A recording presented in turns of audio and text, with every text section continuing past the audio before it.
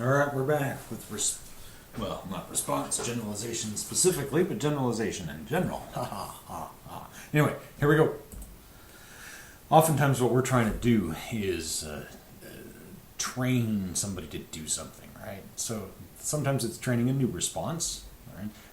For that we're talking about shaping and chaining and all those things. Other times it's just getting an old response to occur in the presence of a new stimulus. So in other words, something you're already doing, but we want to do it in a new context or in a new situation. Right? So when we're talking about that type of stuff, we're talking about generalization. Right? So responding differently to stimuli, or responding in different ways to the same stimuli, right? Or responding in the same way to different stimuli, all sorts of things there. Okay? We want this to, typically we want whatever we're training you to do to happen in more than one setting, right? We call that the training setting. So we're going to have to specifically program for that, right? So in order to program for that, we need to do several things, and we need to talk about the training situation and the target situation. So if I want you to be able to perform a particular task, like let's say counting, okay, I can teach you how to count in one setting, but I probably want to try that with multiple stimuli, right? So I may want to teach you how to count with little pieces of paper. I may want to teach you how to count with beans or blocks or cars or all sorts of things. But the idea is that I'm trying to get you to respond different, or respond in the same way to multiple stimuli to be able to count. Right? When we're thinking about behavioral issues, though, let's say somebody's learned to do something in one situation, right? We want them to be able to do that in their natural environment. So we need to train as closely as possible to that target situation, and we'll talk a little bit about that. So the first thing we want to look at is stimulus generalization. Right? Again, this is really part of stimulus control. This is kind of an extension of that chapter. And we want a particular behavior to occur in the presence of multiple stimuli rather than just the same old one. Right? So with stimulus generalization, we're going to say, all right, we're going to train you on this one discriminative stimulus here, and that's going to produce a desired response. Let's say being polite. Okay? But we also want you to be polite in multiple settings. We don't just want you to be polite at home. We want you to be polite in the public, and we want you to be polite with other family members, okay? Or at extended families' houses or something like that. So the idea is we may have to actually go out and train in those new settings, or we need to figure out ways to program that to actually happen for you to get reinforced in those environments. Right? It's not necessarily natural for behavior automatically to occur, or for behavior that you've learned to automatically occur in new environments. That's just the reality of it. Behavior is very sensitive to context. Okay? The other type of thing we want to think about is response generalization. Okay? One response is always under stimulus control, right? So training discriminants produces a training that particular response. So what we then need to do is, or what we may want to do is train additional responses to that same discriminative stimulus. So that's response generalization.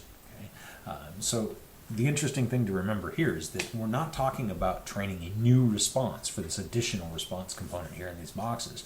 What we're talking about is taking a behavior that you already have, in other words, a behavior that's already in your repertoire, and connecting it to a new stimulus. Right? So that way, again, it's not a new behavior. It's just getting you to perform that behavior in a new setting. Now, because you're being reinforced for one behavior, we're just trying to connect that reinforcers with multiple behaviors. That's essentially what we're doing here. So let's look at how some of this occurs. Right? So what we've got on this slide, this is a 4-line stunt kite on the left. I happen to own both of these. They aren't my pictures, but these are some kites that I fly. I'm one of those geeky folks that fly fun kites. All right. Anyway, so you got a 4-line stunt kite on the left and a 2-line stunt kite on the right. Right? When you're trying to fly these things, there's a considerable amount of similarity between the flight. Right?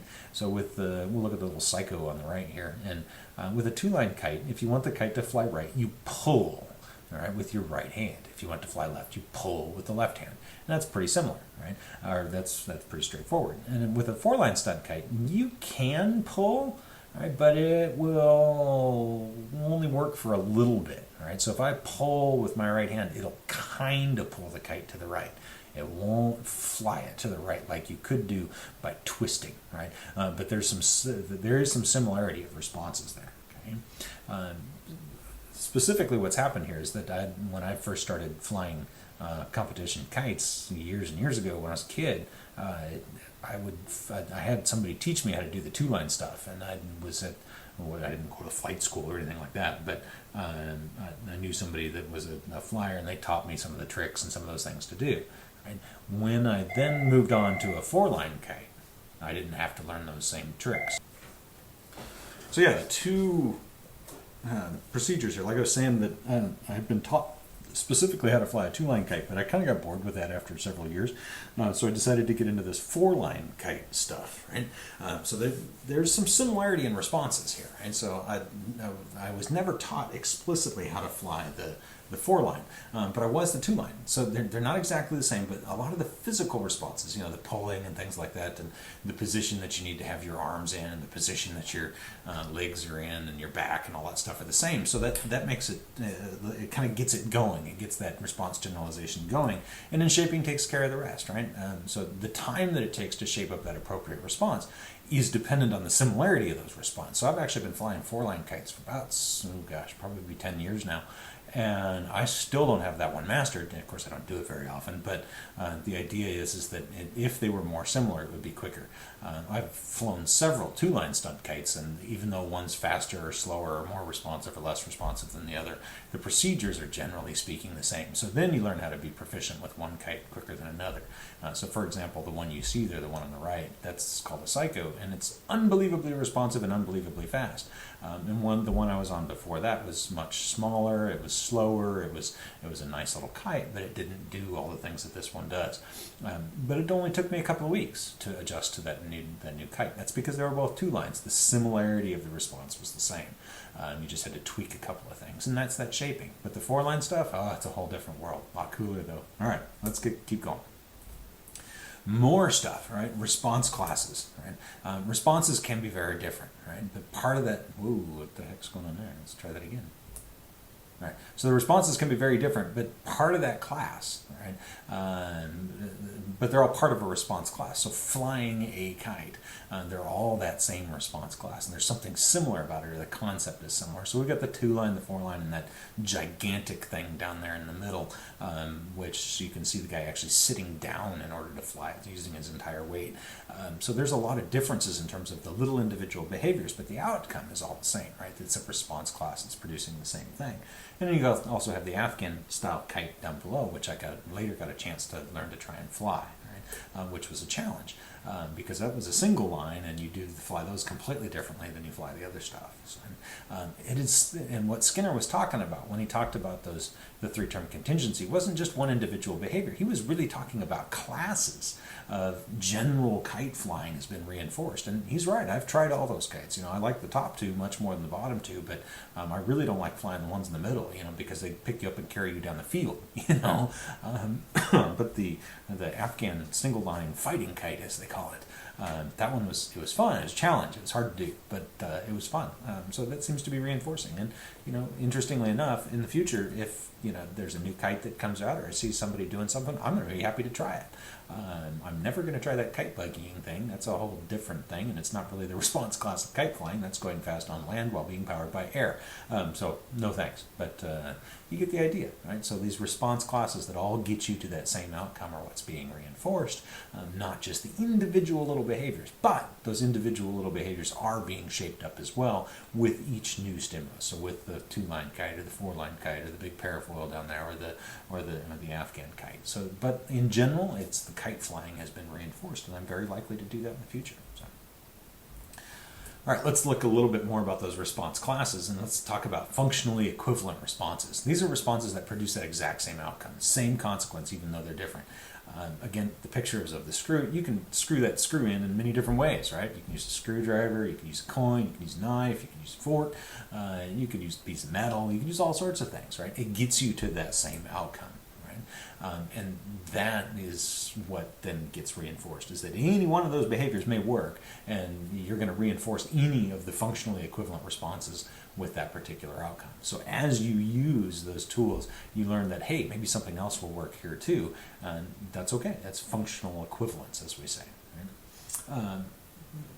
When you reinforce that things, you start to create behavioral momentum, right? So if we're reinforcing using a screwdriver, that's also going to produce this behavioral momentum towards that will kind of stick around in terms of any behavior I can do to get that same outcome. Right? So if I need to screw in a screw, I know what generally needs to happen, and I will use anything to make that happen, be that a penny or a knife. I'll still make it work, right? So that's the behavioral momentum. I know I've been able to do it in the past. I'll continue to do it in the future. Right? Oh, I keep hitting the wrong button. It's kind of funny. Being punished. All right. How do we affect this stuff? How does this actually, how do we improve these things? Improve generalization. Right off the bat, train in the target situation whenever possible. Makes it a lot easier. In other words, if you're in that natural environment when you're doing the training, when you're trying to teach the person what to do, then it's going to kind of maintain itself. It's going to stick in place and it's going to stay there. But if you have to train in a different setting, then you have to remember to make sure you then purposefully get it to bridge that gap. Right? Let's say you can't train in the natural setting. The idea then is you train in as many conditions as possible. That way you're teaching that this behavior works in all sorts of scenarios. And when you get to that natural environment where you're wanting the person to actually do the behavior, then they'll likely be prepared to do that because they've learned in these other 5 scenarios that it has worked. Okay? Program common stimuli. The more similar you can keep these environments in these contexts, the more likely it is to reinforce the particular behavior is going to come about. And again, it's using these common stimuli. Make sure that those stimuli are going to be present in that target situation.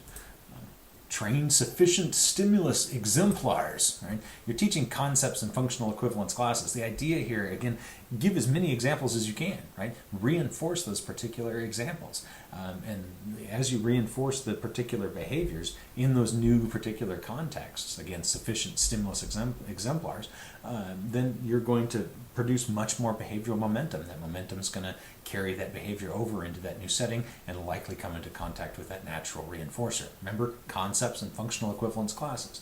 Concepts, multiple stimuli producing the same response, so that's response generalization. Functional equivalence, many responses will produce the same outcome.